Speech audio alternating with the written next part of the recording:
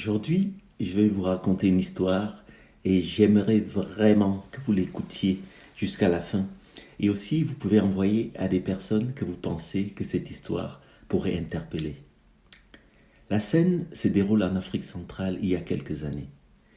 Un jour, un jeune homme qui aimait beaucoup observer le monde, il passait beaucoup de temps à regarder la nature, les interactions humaines. Il avait beaucoup d'inspiration, de créativité. Un jour, ce jeune homme s'assit devant la cour de leur maison et réunit autour de lui quelques membres de sa famille et des amis, et il s'est mis à leur parler, à leur dire des choses. Il leur disait des choses si simples, mais si vraies, des choses qui étaient présentes dans les livres de ce monde, des choses qui, lorsqu'elles étaient entendues, paraissaient si évidentes que beaucoup se disaient « Mais comment il n'y avait jamais pensé ?» Chaque jour, il leur délivrait un message différent, un message vrai, un message authentique, un message utile. Un beau jour, il se leva et commença à marcher. Il s'est mis à marcher, il a quitté son quartier, s'est éloigné, a parcouru des villes et des villes. Au fur et à mesure qu'il marchait, les personnes qui avaient pour habitude de l'écouter se sont mis à le suivre, à marcher avec lui, à ses côtés, derrière, partout. Ils étaient nombreux, ils avançaient ensemble. Et régulièrement, ce jeune s'arrêtait, se tournait, leur disait un message, leur délivrait une parole. La foule grandissait à vue d'œil au fil des jours. Parce que les gens prenaient le soin de transmettre à d'autres l'information que ici, quelque part, il y avait une sagesse qui se délivrait, une telle énergie positive, une bienveillance, un message quotidien que chacun utilisait pour sa propre vie. La foule grossissait à vue d'œil chaque jour, jusqu'à atteindre un immense cortège qu'au loin on pourrait qualifier de marée humaine. Les jours avançaient, les messages étaient de plus en plus riches, forts, émouvants. Les populations avaient une telle joie au cœur, une grande satisfaction de recevoir tous ces messages. Régulièrement, le jeune homme marchait, s'arrêtait, se posait, délivrait le message et de nouveau avançait. C'était un rythme orchestral.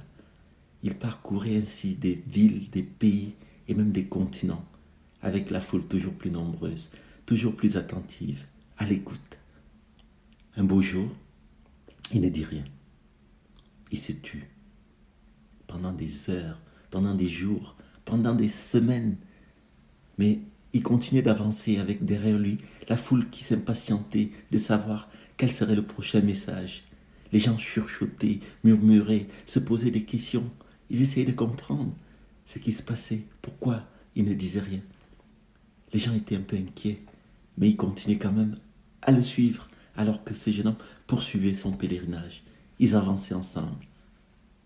Pendant longtemps, les gens étaient suspendus à ses lèvres. Ils attendaient une réponse, une connaissance, un message d'émerveillement. Ils avaient la patience, ils avaient l'espérance, ils savaient que ce message arriverait et qu'il serait d'une puissance fulgurante, d'une profondeur incroyable. Et oui, ce jour-là arriva. À l'instant où la foule s'y attendait le moins, le jeune homme s'arrêta de marcher net. Le murmure qui résonnait en ondes dans la foule immense se transformait en silence extraordinaire. Même les vagues de la mer semblaient s'être arrêtées. Même le souffle du vent s'était interrompu. Le jeune homme s'arrêta, se retourna, regarda la foule et leur dit « J'ai faim.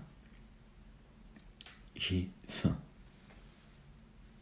C'était la surprise totale. Au milieu de tout ce monde qui attendait un message, une parole complexe, une parole à décortiquer, à décrypter, à méditer, comme les autres messages. Là, il s'agissait simplement de deux mots. J'ai faim. J'ai faim. La morale de cette histoire, c'est que ce jeune qui avait pu passionner une foule, de regarder le monde sous un autre angle, il était en train de leur délivrer quelque chose d'essentiel, un message immensément puissant, celui de se regarder, d'écouter son corps, de prendre soin de soi. Et c'est cela le sens du véritable voyage. Prendre soin de soi pour avancer dans la vie.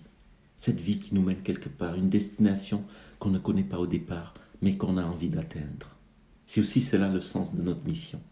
Donner l'opportunité à chacun de faire une pause et d'écouter son corps physique, mais aussi son corps psychique, émotionnel, intérieur.